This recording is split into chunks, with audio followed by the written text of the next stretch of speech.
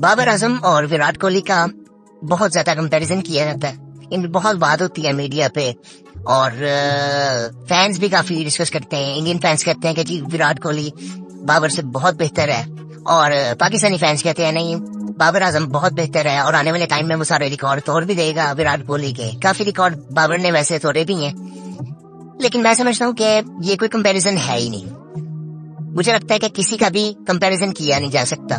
जिस तरह जब विराट कोहली आए थे और उन्होंने परफॉर्म करना शुरू किया था तो उनका कंपैरिजन तेंदुलकर से किया जाता था। उसके बाद अब बाबर आया तो बाबर का एकदम कंपैरिजन करना शुरू कर दिया गया विराट कोहली से। उसके बाद शुभमन गिल आए, फिर उनका कंपैरिजन करना शुरू कर दिया गया बाबर आजम से। सो ये सारी चीजें चलती रहती हैं, स्पेशली हमारे यहाँ पाकिस्तान में और इंडिया में। इसके अलावा जो पाकिस्तान इंडिया में बात होती गई, आपको इंग्लैंड में ऐसी कोई बात सुनने को नहीं मिलेगी, कोई पर्सनल रिकॉर्ड डिस्कस हो रहे हो। यहाँ आपको ऑस्ट्रेलिया में ऐसा कुछ नहीं मिलेगा, किसी कंट्री में ऐसा ज्यादा कुछ मिलता ही नहीं है। पाकिस्तान इंडिया में ये चीज बहुत ज्यादा डिस्कस की जाती है कि इंडिविजुअल परफॉर्मेंसेस कैसी हैं और इस पे क्रिटिसाइज भी बहुत ज्यादा किया जाता है। सो मेरा ये मानना है कि कंपैरिजन तो किसी चीज का कोई भी नहीं है। कई चीजों में विराट कोहली बहुत बेहतर है। अगर हम एक सिंगल स्पेसिफिक चीज की बात करें, कई चीजों में बाबर आजम बहुत बेहतर है। सो और जब ये दोनों अपनी पीक पे होते हैं और तो फिर अपने अपने लिहाज से दोनों बहुत बेहतर लग रहे होते हैं। सो कई दफा बाबर आजम को देख के लगता है कि यार ऐसी बैटिंग कर सकता है, कई दफा विराट कोहली को देख के से लगता है कि यार ये बंदा ये जिस तरह से मैच को लेके चलता है कोई भी नहीं लेके जा सकता। और विराट कोहली की जो शोहरत की एक वजह ये भी है कि वो एक तो ताल्लुक उनका इंडिया से है, परफॉर्मेंसेज उनकी बहुत अच्छी हैं, एक ताल्लुक उनका इंडिया से है और उनके पीछे ऑडियंस बहुत बड़ी है। सो दूसरा आई थिंक मैं समझता हूँ कि जो मेन एक डिफरेंस मैं कह सकता हूँ कि जो बहुत बड़ा डिफरेंस है वो आई थिंक फिटनेस का है। विराट कोहली ने जो अपनी फिटनेस पे काम किया है वो आई थिंक किसी ने भी नहीं किया आज के टाइम में, स्पेशली पाकिस्तान में तो किसी ने भी नहीं किया। इंडिया में भी काफी ऐसे प्लेयर्स मिलते हैं, लेकिन विराट कोहली की जो फिटनेस है वो आई थिंक दुनिया में बहुत कम लोग मिलते हैं वैसी फिटनेस वाले। सो अब इनके कंपैरिजन की अगर बात करें, मैं अभी थोड़े से रिकॉर्ड्स की बात करते हैं। कंपैरिजन नहीं इनका किसी तरह से कंपैरिजन नहीं किया जा सकता। पाकिस्तानी फैंस बाबर आजम को सब बेहतर कहेंगे, इंडियन फैंस विराट कोहली को बेहतर कहेंगे, तो ये बहस इस तरह चलती रहेगी। थोड़े से स्टैट्स की बात करते हैं, उसके बाद आगे देखते हैं कि इनमें डिफरेंस असल में है क्या। विराट कोहली की अगर स्टैट्स की बात करें तो इन्होंने 113 टेस्ट खेले हैं, 191 इनिंग्स खेली हैं, 191 और तकरीबन इनके 9000 रन होने वाले हैं। इनका हाईएस्ट स्कोर 254 है, 49.15 की एवरेज है और स्ट्राइक रेट इनका 55 का। इन्होंने जो 100 प्लस किए हैं वो 29 हैं, 50 इनके 30 हैं और उसके अलावा अगर ओडीआई की बात करें तो 295 इन्होंने ओडीआईज खेले हैं। उसके अंदर इनके 14,000 रन होने वाले हैं जो कि बहुत ज्यादा है। आई थिंक 58 की एवरेज है, स्ट्राइक रेट इनका 93 का। T20 में 125 मैचेस इन्होंने खेले हैं और तकरीबन 4188 रन इन्होंने किए हैं। 122 इनका हाईएस्ट स्कोर है, एवरेज इनकी 48 की है, तकरीबन 49 की है और स्ट्राइक रेट इनका 137 का है। सो ये अब इनके ये विराट कोहली की स्टैट्स है। उसके अलावा आईपीएल भी इन्होंने खेला, उसमें भी इनकी काफी परफॉर्मेंसेस है, लेकिन इनकी टीम कभी जीती नहीं है। सो उसके बाद अगर बात करें बाबर आजम के इंटरनेशनल रिकॉर्ड की, बाबर आजम ने अभी 54 मैचेस खेले हैं और 98 इनिंग्स है उनकी टेस्ट में, तकरीबन 4000 रन होने वाले हैं, 44 की एवरेज है। अब यहाँ पे ना एक चीज मैं बात करना चाहता हूँ, अभी आजकल बहुत ज्यादा बात हो रही है कि बाबर आजम ने पिछले तकरीबन 14 इनिंग से 14-15 इनिंग से कोई 50 नहीं किया, लेकिन आप फिर भी देखें उसकी एवरेज 44 की है और ये बात की जा रही है बाबर की एवरेज 45 की थी। ये तकरीबन 14-15 अगर इनिंग्स निकाल भी दे हम तो फिर 45 की थी, मतलब इन 14 इनिंग्स के बाद भी उनकी एवरेज सिर्फ 44 की हुई है अभी। सो इसका मतलब मुझे लगता है बाबर ने तो टेस्ट में भी उस तरह से परफॉर्म किया ही नहीं है। अभी उनकी परफॉर्मेंसेज आनी है इससे बहुत बेहतर। पॉन्टिंग ने भी एक दफा बात की थी कि बाबर इससे बहुत बेहतर है और जब इन्होंने स्टार्ट किया था तो इन्होंने टेस्ट में काफी अरसे बाद जाके सेंचुरी की थी, काफी अरसे बाद सेटल हुए थे टेस्ट में, लेकिन अब इनकी एवरेज काफी बेहतर है और काफी परफॉर्मेंसेज है इनकी। 196 में इनका हाईएस्ट स्कोर है जो कि ऑस्ट्रेलिया के खिलाफ इन्होंने किया था और बहुत जबरदस्त इनिंग थी वो। और ऑस्ट्रेलिया ने भी अप्रिशिएट किया था उस पर, क्योंकि इसमें बहुत जबरदस्त परफॉर्मेंस थी। वो इनिंग बहुत जबरदस्त थी आई थिंक बाबर की। 54 का स्ट्राइक रेट है इनका भी, सो ये काफी सिमिलर है। और इनके 109 है, जो कि अभी बहुत कम है। तो आई थिंक अभी मुझे लगता है कि इनकी टेस्ट क्रिकेट बहुत ज्यादा बाकी पड़ी हुई है अभी, और इनकी अभी टेस्ट क्रिकेट में पीक हमने देखनी है। बहुत आई थिंक परफॉर्मेंसेज इनकी बेहतर होंगी आगे जाके। और उसके बाद बात करते हैं ओडीआईज की। 117 ओडीआईज खेले हैं बाबर ने, और तकरीबन 6000 रन है, और हाईएस्ट स्कोर 158 है, 56.72 की एवरेज है। और एक चीज नोटिस करने वाली है कि पिछले 5 साल से ये नंबर 1 बैट्समैन है ओडीआई के, मतलब पिछले 5 साल से ये नंबर 1 बैट्समैन है ओडीआई के, और इनकी कोई पिछले कुछ टाइम में परफॉर्मेंसेज ही नहीं है। सो ये इस चीज से अंदाजा लगाया जा सकता है कि इन्होंने कितना परफॉर्म किया ओडीआई में। स्ट्राइक रेट इनका 88 का है, और 100 इनके 19 है। सो ओडीआई की परफॉर्मेंसेज पे कोई बात आई थिंक उस पर हम कुछ बात ही नहीं कर सकते ना कि क्या परफॉर्मेंसेज हैं। तो इसमें आई थिंक देखने वाली चीज ये है कि अगर हम इस वाले समय पहले T20 की बात करते हैं कि इन्होंने 123 T20 खेले हैं, उसमें भी इनके 4145 रन है, कोहली के भी इतने ही है, और उसके बाद 41 की एवरेज है इसमें। अब ये एक चीज नोटिस करने वाली है कि T20 में इनकी एवरेज 50+ थी तकरीबन 1.5-2 साल पहले ये, और इनकी परफॉर्मेंस इतनी ज्यादा गिर गई थी कि जब ये आपको याद होगा कि टीम की परफॉर्मेंस एकदम नीचे आई थी, तो तब ये जाके इनकी परफॉर्मेंस एकदम नीचे आई। वरना इनकी एवरेज T20 में भी 50+ थी, रिजवान की अभी भी 50+ ही है। सो ये आई थिंक देखने वाली है कि इन्होंने एक टाइम पे परफॉर्म बहुत ज्यादा किया है। पिछले 1.5-2 साल परफॉर्मेंसेज कोई है ही नहीं पाकिस्तान की, और जब परफॉर्म किया जाता था तब ये दोनों परफॉर्म कर रहे थे, बाबर और रिजवान। तो बाबर ने उस टाइम पे बहुत परफॉर्म किया आई थिंक। इस वजह से अगर देखें तो अभी काफी रीजन आते हैं कि जिस वजह से परफॉर्मेंस पे असर पड़ सकता है। आई थिंक एक फिटनेस का इशू आ सकता है। आप कह सकते हैं कि टेस्ट क्रिकेट रेगुलरली नहीं होती, कि जिसमें परफॉर्मेंस से फर्क पड़ता है, परफॉर्मेंस में फर्क पड़ता है उस वजह से। और पाकिस्तान उतना रेगुलर नहीं खेलता जितना इंडिया खेलता है। जितनी प्लानिंग उनकी बेहतर होती है, जितने रिसोर्सेज उनके बेहतर है, पाकिस्तान उससे नहीं खेलता। लेकिन बाबर का जो डेटा है वो काफी बेहतर है। और अभी थोड़ा सा देखते हैं कि टेस्ट बाबर ने 54 खेले हैं और कोहली ने एक्स्ट्रा खेले हैं, तो टेस्ट कोहली के डबल है। सो यहाँ पे एक चीज देखने वाली ये है, और बाबर के कोहली के तकरीबन रन भी डबल है, डबल से थोड़े ज्यादा है। आई थिंक 5000 रन का फर्क है। सो अब इसका मतलब बाबर अगर 113 टेस्ट मैच खेलेगा तो बाबर बहुत ज्यादा चांस है कि बाबर का रिकॉर्ड इससे बहुत बेहतर होगा। सो मैं इस चीज पे बिलीव नहीं करता कि आपके अगर रन ज्यादा है, ये सारा कुछ है, तो आप सिर्फ इस बेस पे कहो कि ये बैट्समैन अच्छा है। बहुत ज्यादा चांस है कि बाबर शायद ये रिकॉर्ड तोड़ दे। अभी कोहली के भी आई थिंक काफी उनका टाइम पड़ा हुआ है, और बाबर की कोहली की अगर इसकी बात करें तो ये तकरीबन 36 साल के होने वाले हैं, और बाबर की अगर बात करें तो ये आई थिंक 30 साल के होने वाले हैं। सो ये चीज हमें समझने वाली है। अगर हम कोहली की बात करें, पाकिस्तान में जनरली जो क्रिकेट खेली जाती है, एक क्रिकेटर जो खींच लेता है अपने आप को, टेस्ट क्रिकेटर, आप मिसबा को देख सकते हैं, उन्होंने 42 तक आई थिंक खेली थी, यूनुस ने 40 तक खेली, शुएब अली ने काफी लंबी क्रिकेट खेली थी, और बाबर भी आई थिंक अभी 10-11 साल तो आई थिंक पड़े हैं। मुझे बेसिकली ये लगता है कि बाबर के भी 10-11 साल पड़े हैं।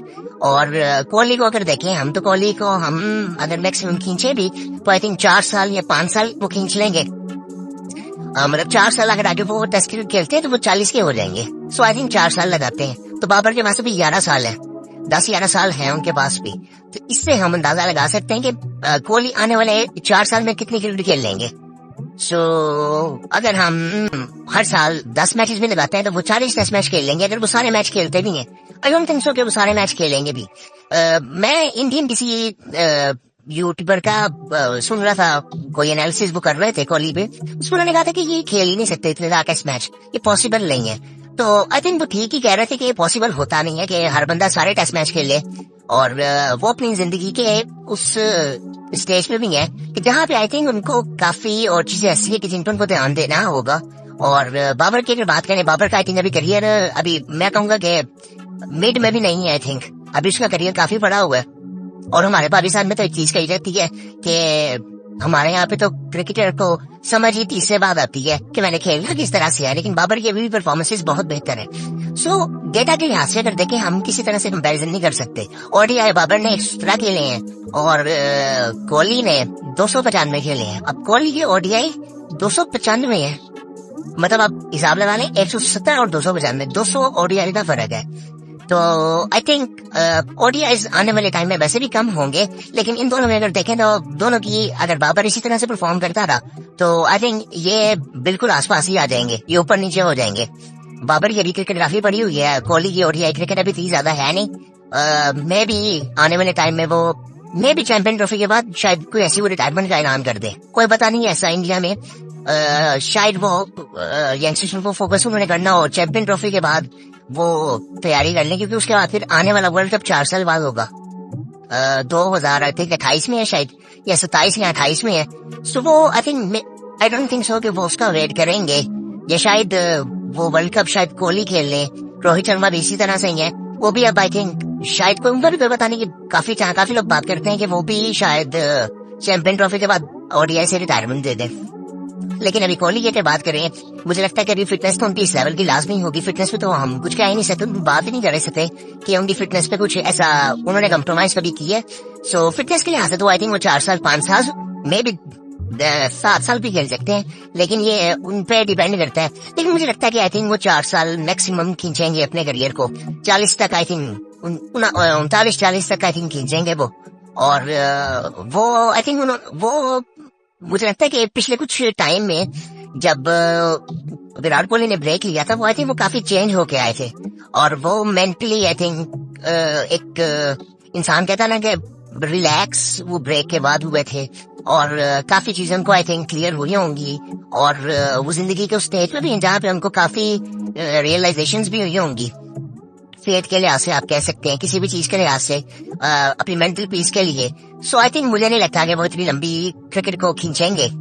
सो आगे अगर हम बात करें T20 की, T20 बाबर आजम ने 123 खेले हैं, और रन्स उनके कोहली के सेम ही है, और कोहली ने 125 खेले हैं।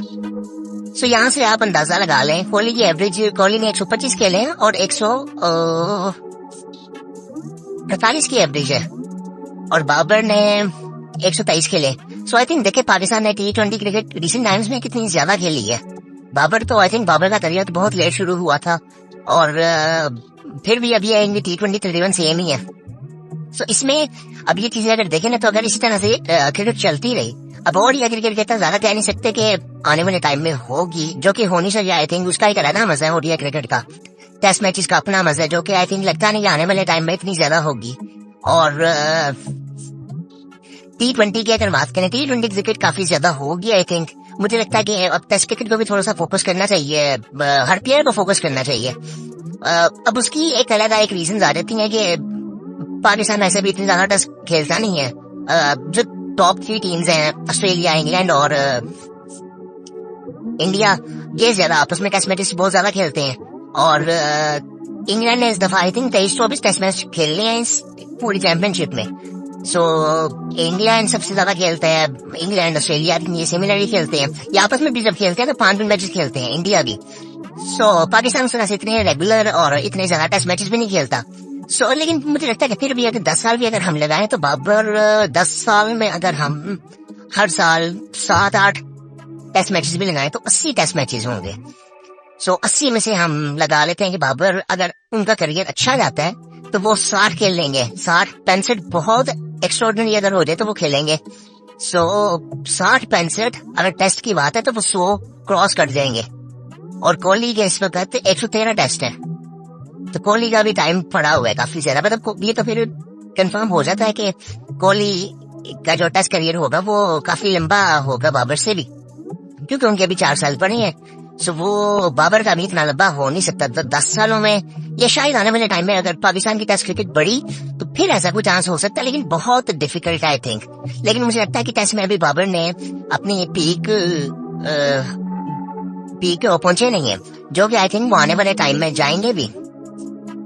सो आई थिंक अगर वो अपनी पूरी पीक में जाते हैं तो मुझे लगता है कि शायद अभी इस पर उनके 4000 रन हैं, तो अगर वो 60 खेल लेते हैं, इस एवरेज से भी खेलते हैं, तो आई थिंक काफी वो रन कर जाएंगे। आई थिंक 10,000-12,000 रन वो कर जाएंगे। लेकिन अगर उससे भी क्रॉस कर सकते हैं, मुझे लगता है कि आने वाले टाइम में तो बैटिंग वैसे भी इजी हो सकती है। इस आज कितनी इजी है बैटिंग, आने वाले टाइम में इससे भी ज्यादा बेहतर हो सकती है। सो ये काफी चांस है कि वो रन 12-13 हजार रन पे आई थिंक वो पहुंच जाएंगे। और कोहली इस वक्त आई थिंक 13 हजार पे हैं। नहीं, कोहली इस वक्त 8,500 पे है 113 टेस्ट मैचेस में। तो कोहली का भी अगर देखें तो वो कोहली अगर हम लगा लें तो 30-35 खेल लेंगे। सो आई थिंक 30-35 अगर खेले तो उसमें उनके अगर 10-100 भी आते हैं। सो आई थिंक उनके 39-40-100 हो जाएंगे। और सो आई थिंक वो खींच के बिना वो 12,000-13,000 तक वो भी पहुंचेंगे। सो इससे आप अंदाजा लगा ले कि ये टेस्ट करियर भी इनका तकरीबन सिमिलर ही रहेगा मेरे लिहाज से। अगर बाबर भी अपनी पूरी पीक पे खेलते हैं और कोहली भी अपनी पूरी पीक पे खेलते हैं तो जब बाबर अपना एंड करियर करेंगे तो इनके रन सिमिलर ही होंगे। कोहली ने 88 से आगे जाना है, तकरीबन उनके 9,000 रन होने वाले हैं।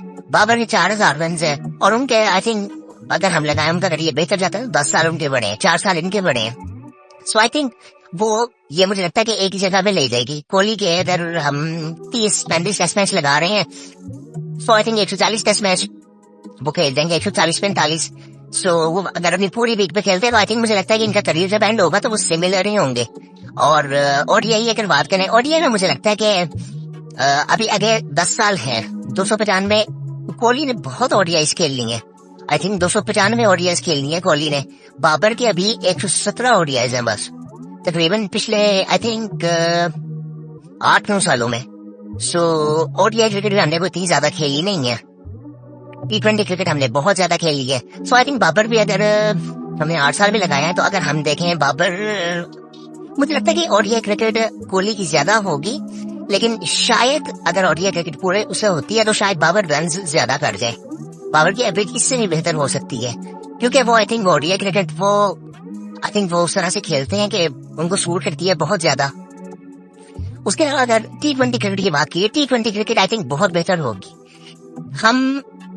हमारे जहन में इस वक्त सिर्फ ये T20 क्रिकेट वर्ल्ड कप की है, लेकिन आप अगर पिछले PSL को भी देखें तो बाबर का स्ट्राइक रेट उसमें 150 का था।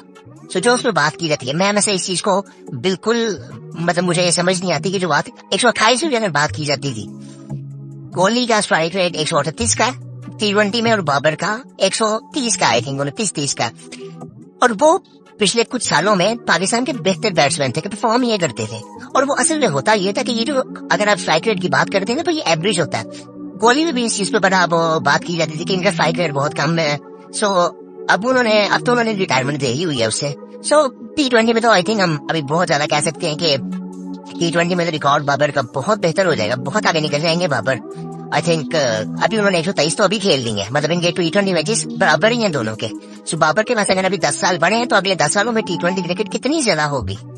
सो T20 क्रिकेट में तो बहुत आगे निकल जाएंगे। और यह क्रिकेट में मुझे लगता है कि शायद जब बाबर अपना करियर खत्म करेंगे तो बहुत मुश्किल है कि आने वाले टाइम में ओडीआई इतनी ज्यादा हो। बाबर आई थिंक इसमें पीछे रह जाएंगे। टेस्ट क्रिकेट में आई थिंक ये दोनों बराबर रहेंगे। सो अब यहाँ पे आप ये देखें, अगर हम इसका बड़ा टेक्निकल एनालिसिस भी करते हैं सो स्टैट्स वाइज भी तो ये काफी सिमिलर नहीं है। आप किस तरह से देखोगे? अब एक और बात की जाती है कि कोहली ने अपनी टीम को हारे में मैच जिताए हैं, नो डाउट जिताए हैं।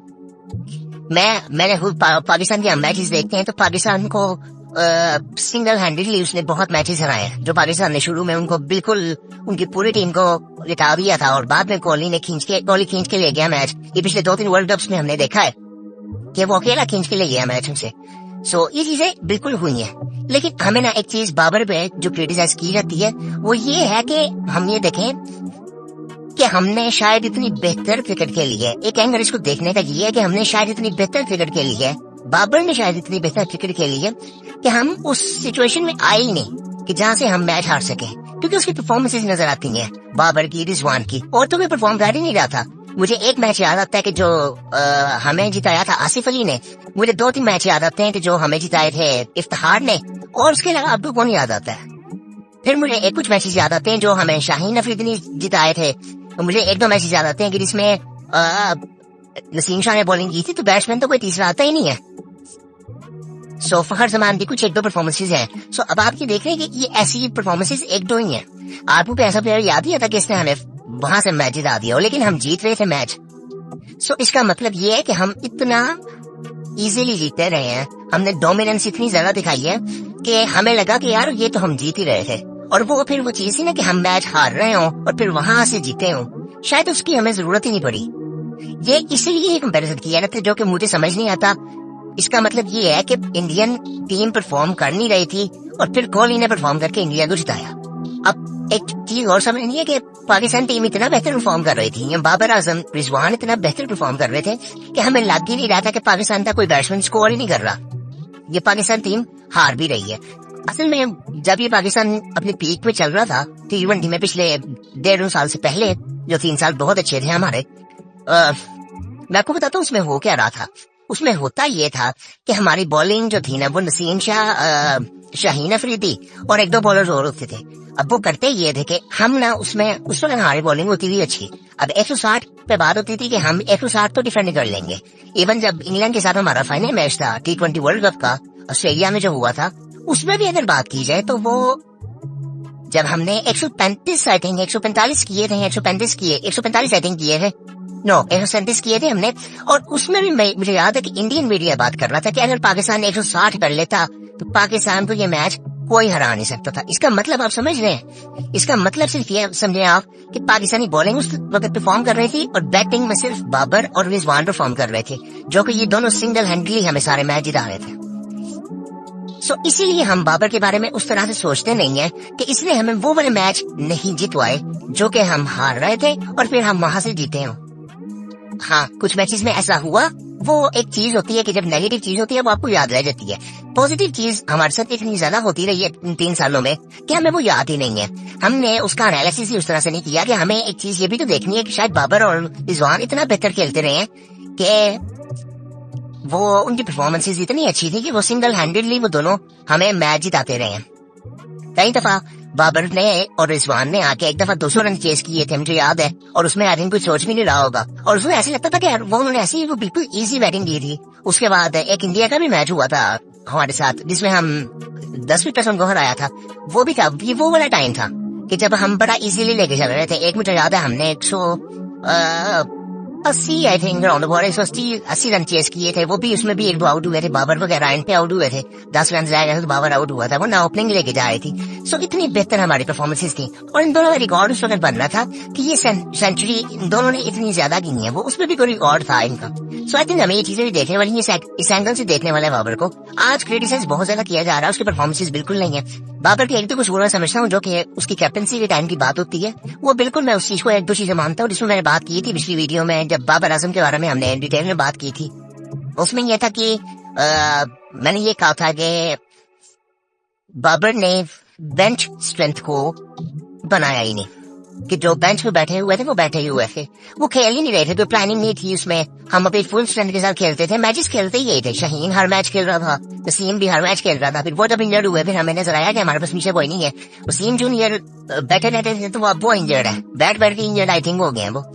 सो आई थिंक इस तरह हमारे ये एक चीज मैं कहता हूँ कि हमारा बैकअप नहीं बना। अब आपको कोई मेरे राउंड में नजर नहीं आता। कोचेस बीच में हमारे काफी चेंज हुए, 2-3 दफा आई थिंक उस वक्त भी चेंज हुए थे। सो वो चीजें चेंज होती रही, लेकिन हम परफॉर्म कर रहे थे तो हमें कुछ नजर नहीं आ रहा था। लेकिन उसके बाद जब क्या कहते हैं बाबर और रिजवान की परफॉर्मेंस थोड़ी नीचे आई और फिर हमें नजर आया कि परफॉर्म तो कोई भी नहीं कर रहा था और ये परफॉर्म कर रहे थे और फिर गालियां भी इन्हीं को पड़ी। सो ये 1-2 चीजें कह सकते हैं बाबर की कि उसको बैकअप थोड़ा सा बनाना चाहिए था बैटिंग में, बॉलिंग में। स्पिन बॉलर इस वक्त हमें कोई नजर नहीं आता, फास्ट बॉलर हमें भी ऐसा नजर नहीं आता जो कि हम कहें कि जिसका इम्पैक्ट वो टीम में आएगा तो होगा। सो ये भी काफी ऐसे I think question mark as a team है, लेकिन हम क्रिटिसाइज सिर्फ बाबर को कर रहे हैं, जो कि आई थिंक अच्छी बात मुझे नहीं लगता कि ये ऐसा करना भी चाहिए हमें। वो उसकी जो परफॉर्मेंसेज हैं वो वाकई हैं। मुझे याद नहीं पड़ता आप 2017 से पहले अगर पाकिस्तान की क्रिकेट देखें, मैं तकरीबन पाकिस्तान की क्रिकेट को सीरियसली फॉलो कर रहा हूँ 2011 से, और उससे पहले मैंने 2-3 साल देखे थे कि पाकिस्तान की क्रिकेट जब कुछ ये मोहम्मद आमिर वगैरह का ये मैच फिक्सिंग का इशू हुआ था, उस वक्त आई थिंक हम काफी फेमस थे। 2009 का वर्ल्ड कप हम जीते थे, 10 में आई थिंक ये चीजें हुई थी। उसके बाद 11 का वर्ल्ड कप हम सेमीफाइनल में पहुंचे थे, उसमें काफी ऐसी बातें हुई थी और वो आई थिंक काफी इंपॉर्टेंट वर्ल्ड कप था, वो भी इंडिया में था।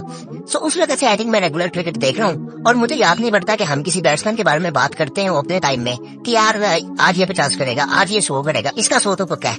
ये असल में ये सारी चीजें मुमकिन हुई हैं जब बाबर आजम आए। बाबर आजम का शो हम ऐसे गिनते थे कि इसका शो आ गया, ठीक है। इमाम भी रेगुलर स्कोर करता था अपना, फखर की परफॉर्मेंसेज कुछ थी। सो ये सारी चीजें ऐसी नजर आनी शुरू हो गई थी बाद में, क्योंकि बाबर की परफॉर्मेंसेज बहुत बेहतर थी। ये सेम चीज कोहली के साथ भी हुई है, लेकिन कोहली भाई इस तरह क्रिटिसाइज नहीं किया गया। उसकी वजह ये है कि उसकी टीम हमेशा से बहुत बेहतर थी इंडिया के पास। आपके पास रोहित शर्मा हमेशा से था, आपके पास हार्दिक पांड्या जैसा ओडीआई ऑलराउंडर था, आपके पास बुमराह था। अब ये इंडिया में भी ये चीज देखने वाली है। आज इंडियन बॉलिंग बहुत स्ट्रांग है, लेकिन अगर आप बात करें तो वो कवर सारा कुछ करता है बुमराह। आप बुमराह को साइड पे करें तो फिर आपको शायद कुछ नजर भी नहीं आएगा।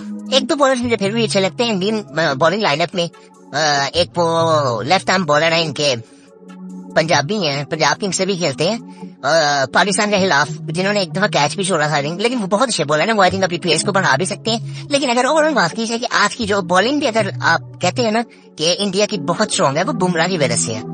वरना इंडियन बॉलिंग की कभी ऐसी बात हुई नहीं जो कि बुमराह की वजह से हुई है। और हम सब मानते हैं कि बुमराह की बॉलिंग, आई थिंक वो उनके पास वो हर चीज है। एक सबसे अच्छी चीज मैं समझता हूँ कि वो समझदार बहुत ज्यादा आई थिंक है, कि वो सोच समझ के अपने ऊपर काम भी करते हैं। उनको पता है कि उनके साथ उन्होंने उनका अपना ख्याल उन्होंने कैसे रखना है, क्या मैचेस खेलने हैं, किस तरह खेलने हैं, अपनी बॉडी का उनको पता है, फिटनेस का उनको पता है। इंजरी से जब वो वापस आए थे तो वो उनकी पेस कम नहीं हुई थी, उनकी परफॉर्मेंस बेहतर ही थी और नीचे नहीं आई थी। हमारे यहाँ पे ये चीजें इस तरह से अवेयरनेस इतनी ज्यादा नहीं है, पर्सनल अवेयरनेस इंडिविजुअल लेवल पे वो चीजें नहीं है। और रिसोर्सेज मैं इस तरह से कहूंगा नहीं कि रिसोर्सेज नहीं है इन प्लेयर्स के पास, होते हैं, इंडियन जैसे नहीं है, लेकिन फिर भी होते हैं हमारे पास रिसोर्सेज, काफियों से हम बेहतर है। और ये अगर चाहें तो अपने ऊपर बहुत काम कर सकते हैं। हमारे पास जो मेन एग्जांपल आती है वो शुएब मलिक की आती है, क्यों उन्होंने जिस तरह अपने आप को मेंटेन अभी तक की है, वो बहुत आई थिंक बेहतरीन एग्जांपल है हम सब के लिए। और उन्होंने अपनी टेस्ट क्रिकेट भी जो एंड की थी वो अपनी पीक पर की थी। 245 उन्होंने किया था अपने आखिरी टेस्ट मैच पे जब उन्होंने रिटायरमेंट ली थी। सो वो अभी भी खेल सकते हैं क्रिकेट, वो अभी भी खेलते नहीं है। सो आई थिंक ऐसी मिसालें हमें बहुत कम मिलती हैं। फिटनेस के लिहाज से बात करें हम, और गेम अवेयरनेस के लिहाज से, इंडिविजुअल लेवल पे भी, टीम लेवल पे तो आई थिंक ये इस वक्त नामुमकिन चीज ही लगती है। लेकिन इंडिविजुअल लेवल पे भी आई थिंक लगता नहीं कि इन प्लेयर्स को इतनी अवेयरनेस है। सो बस ये जो आज हम बात कर रहे थे ना कोहली की और बाबर की, इनमें कंपैरिजन नहीं किया जा सकता। अब हमने डेटा की भी बात की है तो इतनी लंबी इसमें बात हो गई है। अगर हम थोड़ा सा अब इसमें मैं अगर वन लाइनर की बात करूँ ना, मुझे लगता है कि जब बाबर आजम खेलते हैं ना तो उस जैसी क्लास किसी की भी नहीं लगती। विराट कोहली को अगर मैं देखूं तो वो मैं उसको उसकी क्लास के लिए नहीं देखूंगा, मैं देखूंगा कि ये इतना रिलायबल है कि मैं इस पे ट्रस्ट कर सकता हूँ कि ये मैच को एंड तक लेके जाएगा। बाबर में मैं कहूंगा कि एक तो ठीक है, मैं उस पर ट्रस्ट कर सकता हूँ, शायद कोहली से ज्यादा नहीं कर सकता, लेकिन मैं उस पर ट्रस्ट कर सकता हूँ। लेकिन वो मुझे क्लास कर उसकी मजा आएगा ना, वो कि हर शॉट उसकी वो कहते हैं ना कि आंखों को ऐसे लगती है, बहुत जबरदस्त लगती है, वो ऐसा प्लेयर है। लेकिन इन दोनों का कंपैरिजन नहीं है। डेटा की हमने बात की है, ये ऑलमोस्ट ये एंड बाबर भी जब करेंगे और कोहली भी करेंगे, जो इस वक्त हम थोड़ा सा एनालिसिस कर सकते हैं, अंदाजा लगा सकते हैं कि ये सिमिलर पॉइंट पे ही होंगे दोनों।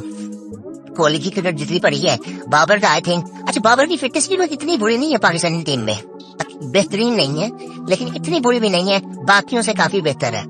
और जो बाकी आपको काफी प्लेयर्स अगर फिट लगते हैं तो वो फिट नहीं है। मुझे लगता है कि पाकिस्तान टीम में इस वक्त सबसे फिट अगर कोई आपको पाकिस्तान के जो सर्कल में नजर आते हैं वो फखर जमान आई थिंक मुझे नजर आते हैं। वो आई थिंक वो मुझे लगता है वो जेनेटिकली उस तरह से वो स्ट्रांग भी है और जीन्स का बहुत ज्यादा फर्क होता है। और लेकिन मैं गेम अवेयरनेस और मैच अवेयरनेस और इंडिविजुअल बॉडी अवेयरनेस, अपनी हेल्थ की जो अवेयरनेस है, वो मैं नहीं समझता कि पाकिस्तान टीम में कोई इतनी ज्यादा प्लेयर्स का फोकस है, जो कि होना चाहिए। हर प्लेयर को सीखना चाहिए कि उनकी बॉडी काम किस तरह से कर रही है। बाकी आई थिंक कोई कंपैरिजन नहीं है इनका, दोनों बेहतरीन प्लेयर्स हैं अपने मुल्क के लिए, दोनों ने बहुत अच्छा किया। और आई थिंक बाबर का भी बहुत लंबा वकील पड़ा हुआ है, कोहली के भी 4 साल पड़े हुए हैं। मे बी वो चैंपियन ट्रॉफी के बाद रिटायरमेंट दे दें, या आई थिंक वो खेल तो सकते हैं ओलंपिक क्रिकेट अभी, लेकिन इंडियन क्रिकेट वो लोग ज्यादा प्रोफेशनल है, वो बेहतर सोचते होंगे अपने प्लेयर्स के लिए। और कोहली अपने बारे में बेहतर सोचते हैं, लेकिन हम सब चाहते हैं कि वो अभी ओलंपिक क्रिकेट खेले, हम उनको देखना चाहते हैं, हमें वो पसंद ही है। और इसी तरह बाबर की अभी पीक मुझे लगता है हमें नजर आनी है, और उसने अभी बहुत अपनी परफॉर्मेंसेस अभी देनी है हमें, और उसको जल्दी से जल्दी समझना है। कैप्टनसी के पीछे ना भागे, बाकी चीजों पे फोकस ना करे, अपनी बैटिंग पे फोकस करे, उसकी बैटिंग हमें मैच जिता सकती है।